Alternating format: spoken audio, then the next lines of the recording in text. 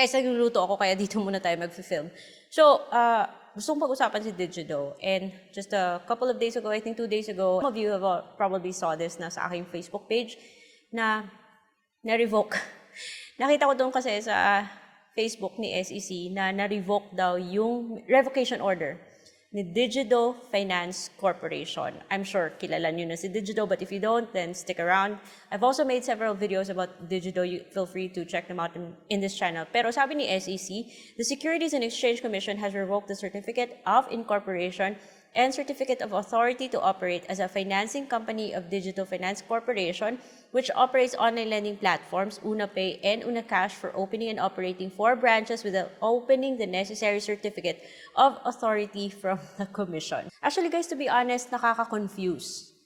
And upon seeing this, and I'm sure you have the same thoughts, upon seeing this, mapapa-question ka, tuloy pa ba yung operations? Ano na? Ano na ba moving forward? Nagpapautang pa ba to si Digido? Babayaran pa ba?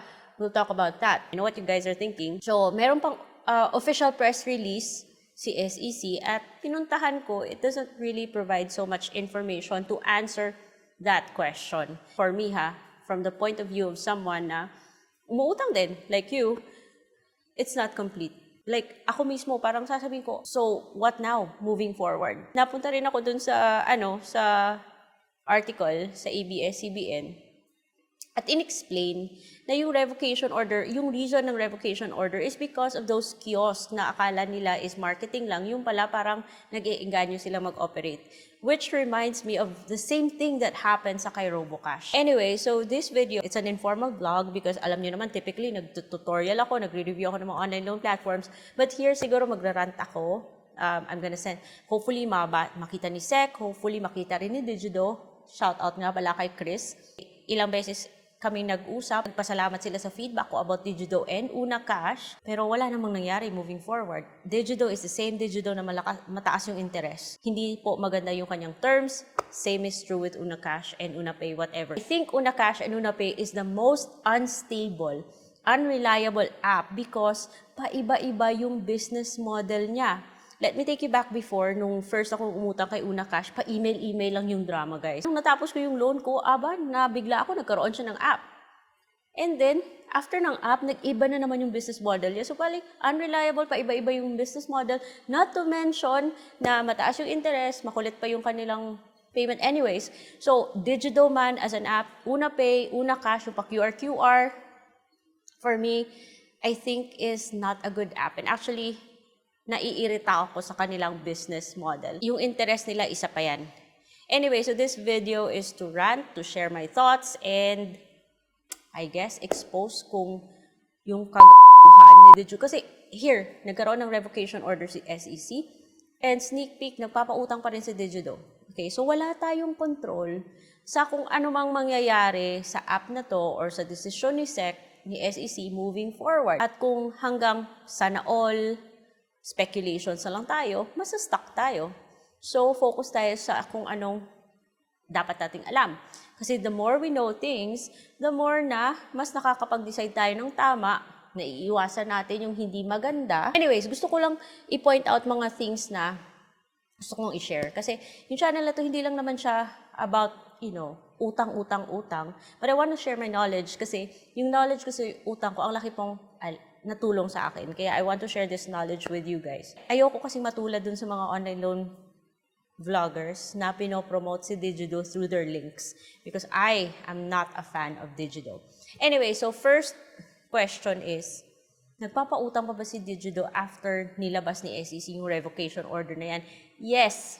Sinubukan ko siya kanina, nakautang ako twice.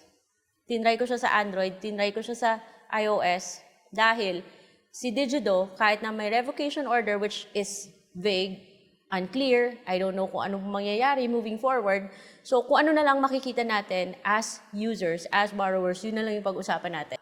So, as of right now, itong si Digido, nada-download pa rin sa App Store, nada-download pa rin sa iOS. At nagpapautang pa rin. Meron siyang update. Masyado na tayo maliwanag, kailangan ko i-adjust yung camera. So, nagkaroon siya ng update which is walang silbi, guys. Kala ko mag-i-improve. Pero yung update niya is para lang mag-add ng PIN. Na kahit na mag-set ka ng PIN, magla-login ka pa rin with your phone number and your code, tapos 2 beses mo i-enter yung PIN, or di ba parang joke yung update niya. Ayaw ko dito kay Digido is first and foremost, 1.6% daily po yung interest niya. And for some, it's 2%. And the first time na-encounter ko to si Digido, nung RoboCash pa siya, 2.1% siya, guys. So, nag-try ako ng 1,000. Just imagine, tingnan nyo kung magkano yung magiging interest mo babayaran after 30 days. Yung 1,000, ibabalik mo sa loob ng 30 days at the interest of 1.6% per day. So, babayaran mo after 30 days is 1,480. Mataas pa rin siya kasi imagine, almost 50%. Kung babayaran mo siya ng early, then makakatipid ka sa interest. But that's not the point. Me that's BS. Ayoko sa mga ganyang loan apps. And bakit kasi pinopromote to ng mga iba dyan? Yung mga loan apps na ganito, kaya nagsa-thrive yung mga loan apps like Digido kasi parang kinukonsi ng ibang OLA content creators. Anyways, my point is, these are things na dapat SEC should look into, not just yung mga kiosk, pag-ooperate ng mga kiosk na yan. Dapat imbestigahan to yung interest, that's one. And yung pagiging confusing ng loan app na to. Kasi, okay, sasabihin niyang 1,000 yung loan mo or 13,000 man. And then sa baba lang sasabihin niyang you take. Imagine, sasabihin you take 1,000. So, akala mo, buo mo siyang matatanggap, di ba?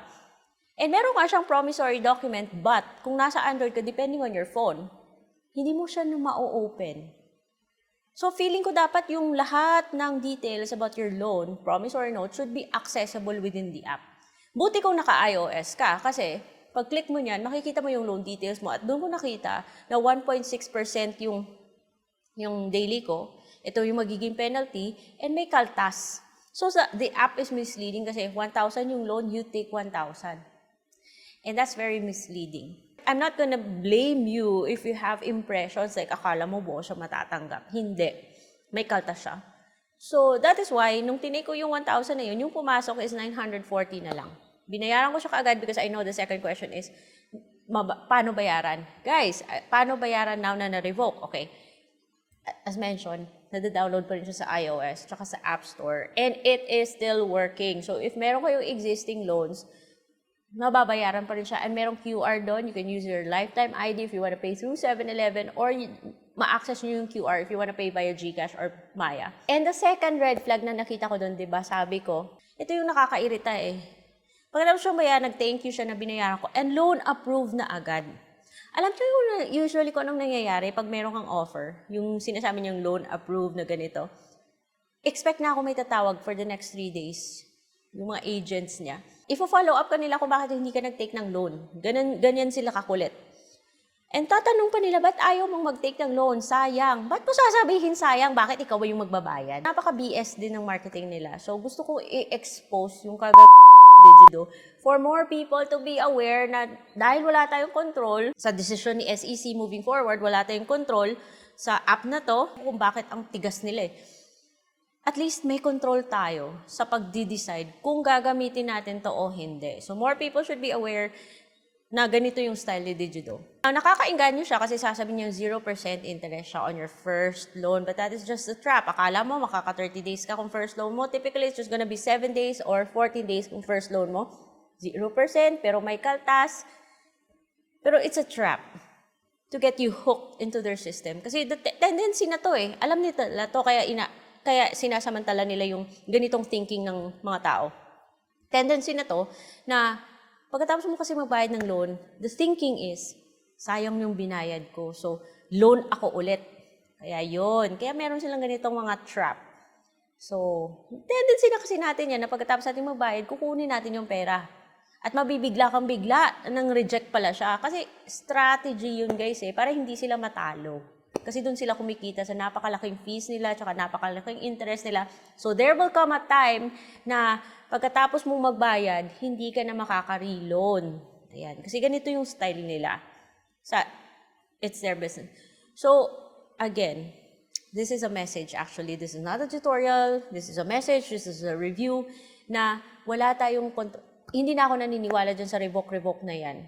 And wala akong idea kung ano talaga yung extent ng ibig sabihin ng pagkaka-revoke.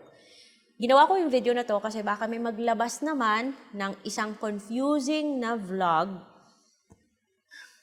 at marami yung malilito. Okay? So, ako personally, wala na akong tiwala dyan sa revoke na yan. Just remember kung anong nangyari kay RoboCash. It's the same thing. Si RoboCash na-revoke din yung license, na-revoke din yung authority to operate dahil yung nagkaroon siya ng mga kiosk without authorization na mag-run siya ng kiosk for people na mag-apply. Na-revoke. At anong nangyari? Bumalik as Digido. The next question is, dapat pa bang bayaran? Nasa inyo po yan. Nasa inyo po yan. But here, remember this, na as of the moment, si Digido is still a submitting entity sa CIC. Malay mo, in the next quarter, magsasubmit pa siya. So, that will affect our credit information. Our credit history as buyers. Baka maapektuhan kung kayo mag-a-apply sa ibang mas legit. Babayaran pa ba? Nasa inyo yan. But also remember, let me take you back sa nangyari kay RoboCash. Di ba natanggal si RoboCash? Tapos nagkaroon ng Digido. Nung binuksan ko si Digido, I tried to akala ko mag-a-apply ako anew. Like, start fresh. Pero nabigla ako kay Digido, andun na yung information ko kaagad, yung information ko na nasa kay RoboCash. So just think about it. Let this be your guide bago kayo mag-decide kung hindi nyo siya babayaran o hindi. So, I cannot tell you what to do. I can only give you the information that you need para kayo makapag-decide para sa self nyo. Kasi hindi naman ako pabor kay Digido, hindi rin ako pabor na pinapabayaan natin yung mga ganitong responsibilities. And take note, baka operating pa rin sila, makulit sila. So, yun. And let me just add the link na sinabi, kasi ang dami ko nang sinabi, mahaba na yung vlog na to, na sinabi ni Winston Casio dun sa Facebook page niya, yung dating spokesperson ng PAOK, about sa utang sa OLA. So, kayo nang bahala magbasa, kayo nang bahala mag-intindi, pero may point naman siya. Pero again, hindi ko pa ini-enable yung OLA na like Digido, hindi ko rin ini-enable yung mga pasaway na mangungutang. Gusto ko lang magbigay ng information because after all sa channel na to, we talk about loans. At hindi naman pwede na puro na lang paano umutang yung pag-usapan natin. Dapat pag-usapan din natin yung anything about utang. So, yun lang yun. So, nasa inyo na po kung ano yung gagawin nyo sa information na yan for as long. Make your decisions carefully because anything that has something to do with loans, meron po yung impact sa ating future financial decisions. So, I don't know kung nasatisfy kayo sa video na to, but if you stayed this far, thank you so much. Yung gusto ko lang naman is makapag-share ng knowledge and my opinion, my reaction. Pero, nasa inyo yan, what to do moving forward. So, see you on my next vlog. I'm gonna be at the studio, pero ngayon, gutom ako guys, kaya nagluto ako. Bye.